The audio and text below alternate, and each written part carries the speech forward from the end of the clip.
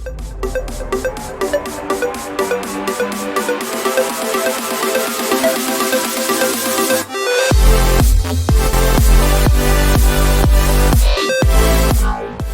friends, welcome back to another beautiful episode of IGNOU Plus. നമ്മുടെ ഇന്നത്തെ വീഡിയോയിൽ നമ്മൾ പ്രധാനമായിട്ടും ഡിസ്കസ് ചെയ്യാൻ പോകുന്നത് നമ്മുടെ MSW കോഴ്സിനെ പറ്റിയാണ്. IGNOU university BSW, MSW, MSWC social വർക്കുമായിട്ട് ബന്ധപ്പെട്ട് ഈ 3 കോഴ്സുകളാണ് നമുക്ക് നൽകിയിട്ടുള്ളത്. അപ്പോൾ ഒരു സ്റ്റുഡൻറ്റ് MSWനെ എൻറോൾ ചെയ്യുകയാണെങ്കിൽ നമ്മൾ അതിൻ്റെ നോട്ടിഫിക്കേഷൻ വരുന്ന വഴി ഓൺലൈനിൽ പോയി നമ്മൾ രജിസ്റ്റർ ചെയ്യുന്നു. ഓർക്കുക, BSW കോഴ്സ് ഇപ്പോൾ കംപ്ലീറ്റ് ആയിട്ട് തന്നെ ഓൺലൈനിലേക്ക് മാറ്റിയിട്ടുണ്ട്. അതായത് നമ്മുടെ ഫീൽഡ് വർക്ക് മാത്രം നമ്മൾ ഏജൻസികളിൽ പോയി ചെയ്യണം. ബാക്കി എല്ലാ കാര്യങ്ങളും, അതായത് submission of the assignment, examination, submission of the journal എന്നിവ എല്ലാം നമുക്ക് ഓൺലൈനായിട്ട് ചെയ്യുവാനായിട്ട് സാധിക്കുന്നതാണ്. ആ ഒരു ഫെസിലിറ്റി IGNOU യൂണിവേഴ്സിറ്റി ഇപ്പോൾ തന്നിട്ടുണ്ട്. പക്ഷേ നമ്മുടെ MSW കോഴ്സിന് ഇങ്ങനൊരു ഫെസിലിറ്റി ഇപ്പോൾ അവൈലബിൾ അല്ല. തീർച്ചയായിട്ടും നമ്മൾ എക്സാം സെൻറ്ററിൽ പോയി തന്നെ ചെയ്യേണ്ടതായിട്ടുണ്ട്. അപ്പോൾ എൻറോൾമെൻറ്റ് ചെയ്ത് കഴിയുമ്പോൾ നമ്മൾ നമ്മുടെ ഐഡിയും പാസ്വേഡൊക്കെ കൃത്യമായിട്ട് സൂക്ഷിച്ച് വെക്കുവാൻ ഓർക്കുക. അതിനുശേഷം ഒരു 2 ദിവസം അല്ലെങ്കിൽ ഒരാഴ്ചയ്ക്കുള്ളിൽ നമുക്ക് മെയിലിലേക്ക് നമ്മുടെ എൻറോൾമെൻറ്റ് നമ്പറും കാര്യങ്ങളൊക്കെ യൂണിവേഴ്സിറ്റി അയച്ചു തരും. അപ്പോൾ നമ്മളൊന്ന് വെയിറ്റ് ചെയ്യുക. നമ്മൾ രജിസ്ട്രേഷൻ എല്ലാം കഴിഞ്ഞിട്ടൊന്ന് വെയിറ്റ് ചെയ്യുക. ഒരാഴ്ചയ്ക്കുള്ളിൽ തന്നെ നമുക്ക് മെയിൽ വരുന്നതായിരിക്കും കൺഫർമേഷനായിട്ട്. അതിനകത്ത് നമ്മുടെ എൻറോൾമെൻറ്റ് നമ്പർ യൂണിവേഴ്സിറ്റി തരും. നമ്മുടെ സ്റ്റഡി സെൻറ്ററിൻ്റെ ഡീറ്റെയിൽ ഉണ്ടാകും. നമ്മൾ ഫസ്റ്റ് ഇയറിൽ ഓപ്റ്റ് ചെയ്തിട്ടുള്ള സബ്ജക്റ്റിൻ്റെ ഡീറ്റെയിൽ ഉണ്ടാകും, കാര്യങ്ങളൊക്കെ ഉണ്ടാകും. അപ്പോൾ അതെല്ലാം കൂടെ ഒന്ന് നോക്കുക. ആ എൻറോൾമെൻറ്റ് നമ്പർ തീർച്ചയായിട്ടും നമ്മൾ നോട്ട് ചെയ്ത് വെക്കുക. കാരണം നമുക്ക് ഈ കോഴ്സ് തീരുന്നിടം വരെ ആവശ്യമുള്ള ഒന്നാണ് അത്. നമ്മൾ രജിസ്റ്റർ ചെയ്യുമ്പോൾ പലപ്പോഴും നമുക്ക് 2 ഓപ്ഷൻസ് ലഭിക്കാറുണ്ട്. ഒന്നെങ്കിൽ നമുക്ക് പുസ്തകം ഓപ്റ്റ് ചെയ്യാം, അല്ലെങ്കിൽ നമുക്ക് പുസ്തകം ഓൺലൈനായിട്ട് എടുക്കാനുള്ള ഫെസിലിറ്റി ഉണ്ട്. നമ്മൾ പുസ്തകം വേണമെന്നാണ്, നമ്മൾ ടെക്സ്റ്റ് ബുക്ക് വേണം എന്നാണ് ഓപ്റ്റ് ചെയ്യുന്നതെങ്കിൽ അതൊരു 6 അല്ലെങ്കിൽ 8 മാസത്തിനുള്ളിൽ ബൈ പോസ്റ്റായിട്ട് യൂണിവേഴ്സിറ്റി നമുക്ക് അയച്ചു തരും. ഒന്നെങ്കിൽ ബൈ പോസ്റ്റായിട്ട് നമ്മുടെ അഡ്രസ്സിലേക്ക് വരും, അതല്ലെങ്കിൽ നമുക്ക് നമ്മുടെ സ്റ്റഡി സെൻറ്ററിൽ പോയിട്ട് കളക്ട് ചെയ്യാനുള്ള പെർമിഷൻ ഉണ്ട്. ബുക്കായിട്ട് ഓപ്റ്റ് ചെയ്യുന്നില്ലെങ്കിൽ നമ്മളതിൻ്റെ പ്രിൻ്റ് ഔട്ട് എടുത്ത് ബാക്കി കാര്യങ്ങൾ ചെയ്യേണ്ടതുണ്ട്. അപ്പം MSW, ഇപ്പം ഞാൻ ഉദാഹരണത്തിന് MSW കോഴ്സാണ് എടുക്കുന്നത്. അപ്പോൾ MSW ഫസ്റ്റ് ഇയർ കോഴ്സ് എടുക്കുന്ന ഒരു സ്റ്റുഡൻറ്റിനെ സംബന്ധിച്ചിടത്തോളം അവർ നമ്മുടെ ടെക്സ്റ്റ് ബുക്ക് ഓപ്റ്റ് ചെയ്യുന്നില്ലെങ്കിൽ അവർ ചെയ്യേണ്ടത് നമ്മുടെ MSW13, MSWL13 ആൻഡ് MSWL14, നമുക്ക് 2 ജേണലാണ് ഫസ്റ്റ് ഇയറിലുള്ളത്.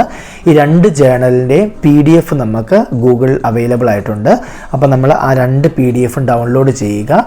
അതുപോലെ തന്നെ അത് പ്രിൻ്റ് ഔട്ട് എടുത്ത് അത് 2 സെപ്പറേറ്റ് ബുക്കായിട്ട് ബൈൻഡ് ചെയ്യണം. ഏത് രീതിയിൽ വേണമെങ്കിലും നമുക്ക് ബൈൻഡ് ചെയ്യാം. പക്ഷേ തീർച്ചയായിട്ടും നമ്മൾ ബൈൻഡ് ചെയ്ത് നമ്മുടെ കൈ സൂക്ഷിക്കുക. കാരണം അതിലാണ് നമ്മൾ നമ്മുടെ ബാക്കി റിപ്പോർട്ടുകളും കാര്യങ്ങളൊക്കെ എഴുതേണ്ടത്. അപ്പം ഇത്രയും കാര്യങ്ങൾ ഓർത്ത് വെക്കുക. നമ്മുടെ രജിസ്ട്രേഷൻ കഴിഞ്ഞ് ജേണൽ നമ്മുടെ കയ്യിൽ ടെക്സ്റ്റ് ബുക്കാണ് ഓപ്റ്റ് ചെയ്തേക്കുന്നതെങ്കിൽ IGNOU ജേണൽ നമ്മുടെ കയ്യിൽ എത്തുന്നതിന് വരെ വെയിറ്റ് ചെയ്യുക. ടെക്സ്റ്റ് ബുക്ക് അല്ല ഓപ്റ്റ് ചെയ്തിരിക്കുന്നതെങ്കിൽ തീർച്ചയായിട്ടും നമ്മൾ പ്രിൻ്റ് ഔട്ട് എടുത്ത് ബൈൻഡ് ചെയ്ത് അത് തയ്യാറാക്കി വയ്ക്കുക. അതിനുശേഷം നമ്മൾ നമ്മുടെ സ്റ്റഡി സെൻറ്ററുമായിട്ട് ബന്ധപ്പെട്ട് നമുക്കൊരു സൂപ്പർവൈസറിനെ കണ്ടെത്തേണ്ടത് അത്യാവശ്യമാണ്. നമ്മുടെ MSW കോഴ്സ് ചെയ്യുന്ന ഒരു സ്റ്റുഡൻറ്റിനെ സംബന്ധിച്ചിടത്തോളം അവർക്ക് 2 സൂപ്പർവൈസേഴ്സിനെ ആവശ്യമായിട്ടുണ്ട്. ഒന്ന് നമ്മുടെ മെയിൻ സൂപ്പർവൈസർ, അതായത് നമ്മുടെ സ്റ്റഡി സെൻറ്ററിൽ നിന്ന് അവർ നമുക്ക് തരുന്ന മെയിൻ ആയിട്ടുള്ള സൂപ്പർവൈസർ. അവരായിരിക്കും നമ്മുടെ ഫുൾ കാര്യങ്ങൾ കോർഡിനേറ്റ് ചെയ്യുന്നത്. അതായത് നമുക്ക് വേണ്ട അഡ്വൈസുകളും കാര്യങ്ങളെല്ലാം തരുന്നതും സമയാസമയം നമുക്ക് വേണ്ട നമ്മുടെ ഇൻഡിവിജ്വൽ കോൺഫറൻസും ഗ്രൂപ്പ് കോൺഫറൻസും എല്ലാം കോർഡിനേറ്റ് ചെയ്യുന്നത് നമ്മുടെ സൂപ്പർവൈസർ ആയിരിക്കും. അതുകൂടാതെ നമ്മുടെ രണ്ടാമത്തെ സൂപ്പർവൈസർ എന്ന് പറയുന്നത് നമ്മുടെ ഏജൻസി സൂപ്പർവൈസറാണ്. അതായത് നമ്മൾ ഏത് ഏജൻസി പോയിട്ടാണോ ഫീൽഡ് വർക്ക് ചെയ്യുന്നത് ആ ഏജൻസിയിൽ MSW കഴിഞ്ഞൊരാൾ നമ്മളെ ഗൈഡ് ചെയ്യുവാനായിട്ട് ഉണ്ടാവും. അതാണ് നമ്മുടെ ഏജൻസി സൂപ്പർവൈസർ. അപ്പോൾ ഈ ഏജൻസി സൂപ്പർവൈസറാണ് നമുക്ക് അവിടെ നിന്നുള്ള നമ്മുടെ സർട്ടിഫിക്കറ്റും കാര്യങ്ങളും നമ്മുടെ അതിനകത്തുള്ള സിഗ്നേച്ചറും എല്ലാം നമുക്ക് ചെയ്തു തരുന്നത്. അപ്പം ഓർക്കുക, MSW അല്ലെങ്കിൽ BSW ചെയ്യുന്ന സ്റ്റുഡൻറ്റിനെ സംബന്ധിച്ചിടത്തോളം അവർക്ക് 2 സൂപ്പർവൈസേഴ്സ് ആണുള്ളത്. ഒന്ന് main supervisor, that will be provide by the study centre.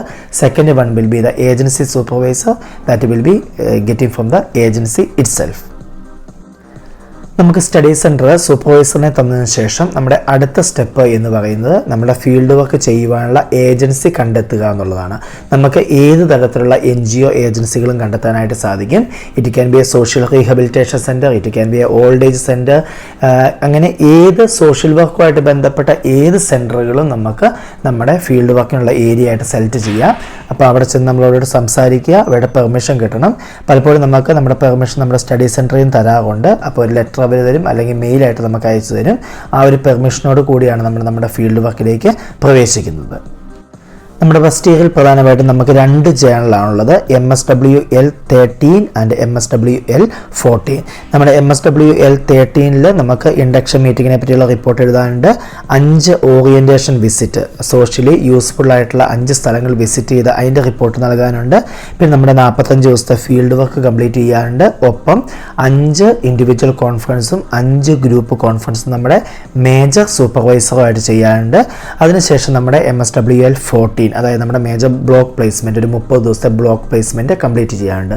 ഇത്രയും കാര്യങ്ങളാണ് നമ്മുടെ ഫസ്റ്റ് ഇയറിൽ നമ്മൾ കംപ്ലീറ്റ് ചെയ്യേണ്ടത്. ഓർക്കുക, നമ്മുടെ MSWL13 ആൻഡ് MSWL14 ഇത് രണ്ടും ഒരുപോലെ പോവേണ്ടതാണ്. നമ്മുടെ MSWL13 കംപ്ലീറ്റ് ചെയ്തതിന് ശേഷം മാത്രം, ഒരാഴ്ചത്തെ ഗ്യാപ്പ് ഇട്ടതിന് ശേഷം മാത്രം നമ്മൾ MSWL14 ചെയ്യുക. പലപ്പോഴും നമ്മൾ ചെയ്യുമ്പോൾ നമുക്ക് പ്രധാനപ്പെട്ട സൺഡേസും കാര്യങ്ങളൊക്കെ നമുക്ക് ഒഴിവാക്കാനായിട്ട് സാധിക്കും. ആ ഡേറ്റുകൾ മാറ്റി വെച്ചതിന് ശേഷം നമ്മുടെ 45 ഡേയ്സ് പിക്കപ്പ് ചെയ്യുക. അപ്പോൾ നമുക്ക് ആ ഒരു സൺഡേസ് എല്ലാം കൂടെ നമുക്ക് ഇൻഡിവിജ്വൽ കോൺഫറൻസിന് വേണ്ടി മാറ്റി വയ്ക്കുവാനായിട്ട് സാധിക്കും.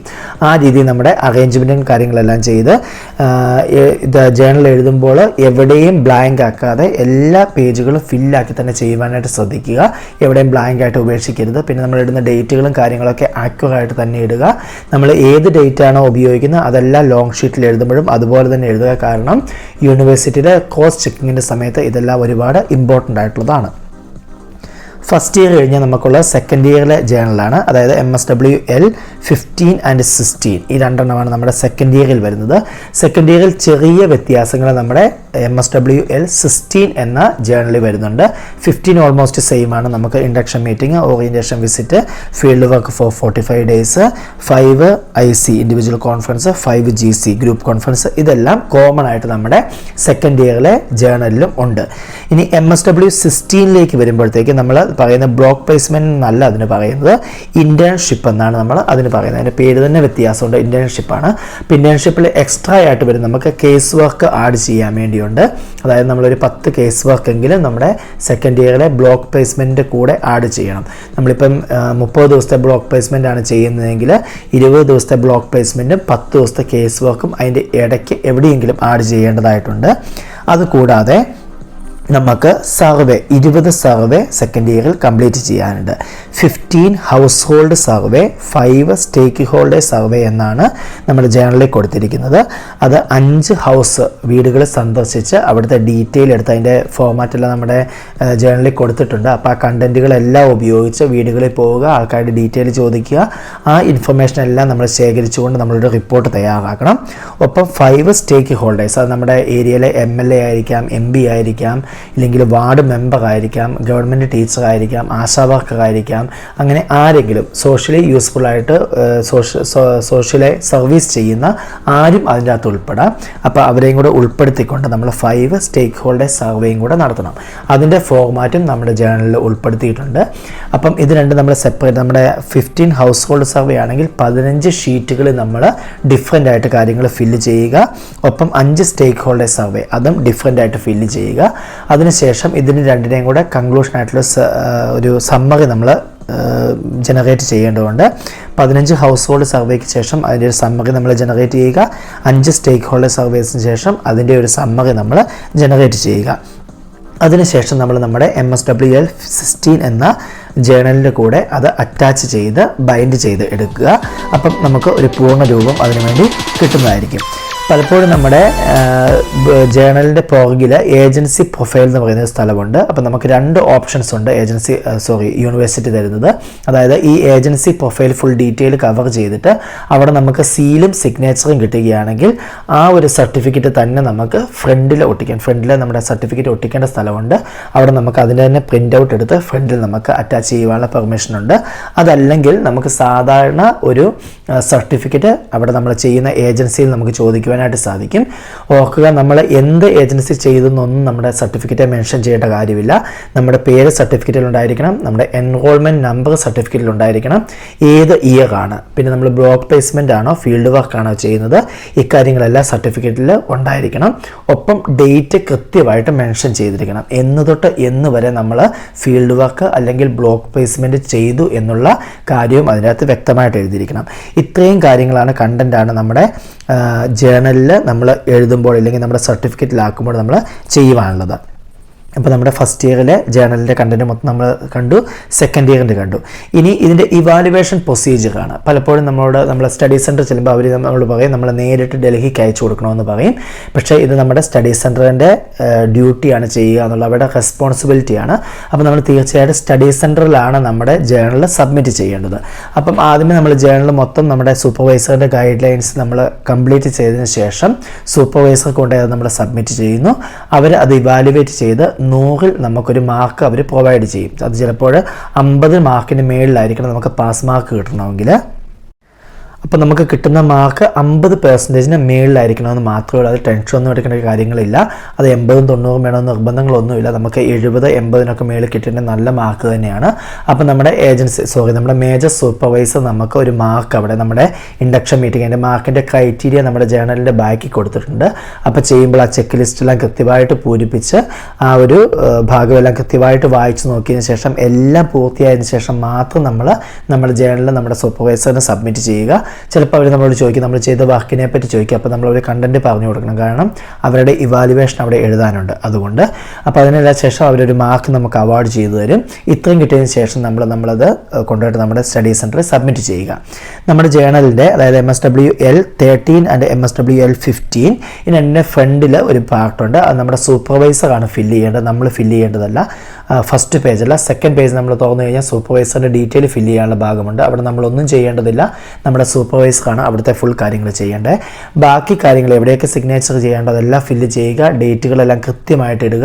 എല്ലാം ഒരു ഭാഗവും empty ആയി വിടാതെ എല്ലാ ഭാഗവും കവറാണെന്ന് ഉറപ്പുവരുത്തിയതിന് ശേഷം മാത്രം നമ്മുടെ ജേണൽ നമ്മൾ സ്റ്റഡി സെൻറ്ററിൽ കൊണ്ടുപോയി സബ്മിറ്റ് ചെയ്യുക. ഓർക്കുക, യൂണിവേഴ്സിറ്റി തരുന്നൊരു ഡേറ്റ് ഉണ്ട്. ആ ഡേറ്റിനുള്ളിൽ സബ്മിറ്റ് ചെയ്താൽ മാത്രമേ അതിന് ശേഷമുള്ള എക്സാമിൻ്റെ റിസൾട്ടിൻ്റെ കൂടെ നമ്മുടെ ജേണലിൻ്റെ റിസൾട്ടും ഔട്ടാകുകയുള്ളൂ. അതുകൊണ്ട് തന്നെ ടൈമിങ്ങിൽ ചെയ്ത് തീർക്കാൻ വേണ്ടി ശ്രദ്ധിക്കുക. നമ്മുടെ ജേണൽ നമ്മൾ കംപ്ലീറ്റ് ചെയ്ത ശേഷം നമ്മൾ സ്റ്റഡി സെൻറ്ററിൽ സബ്മിറ്റ് ചെയ്യുന്നു. സ്റ്റഡി സെൻറ്റർ അത് റീജിയണൽ സെൻറ്ററിലേക്ക് കൈമാറും. അവിടെ നിന്ന് നേരെ ഡൽഹിയിലെ മെയിൻ യൂണിവേഴ്സിറ്റി പോകുന്നു. അപ്പോൾ ഡൽഹിയിൽ എത്തിയതിനു ശേഷം ഡൽഹിയിലെ മെയിൻ യൂണിവേഴ്സിറ്റിയാണ് നമ്മുടെ സെക്കൻഡ് മാർക്ക് അതിന് ആഡ് ചെയ്യുന്നത്. ഔട്ട് ഓഫ് 100-ലാണ് മാർക്ക് നമ്മുടെ സ്റ്റഡി സെൻറ്റർ പ്രൊവൈഡ് ചെയ്യുന്നത്, നമ്മുടെ മെയിൻ സൂപ്പർവൈസർ തരുന്നത്. ബാക്കി ഔട്ട് ഓഫ് 100 മാർക്ക് നമ്മുടെ യൂണിവേഴ്സിറ്റിയാണ് പ്രൊവൈഡ് ചെയ്യുന്നത്. അവരും ഇതുപോലെ തന്നെ അതിൻ്റെ ക്രോസ് ചെക്കും കാര്യങ്ങളൊക്കെ ചെയ്യും.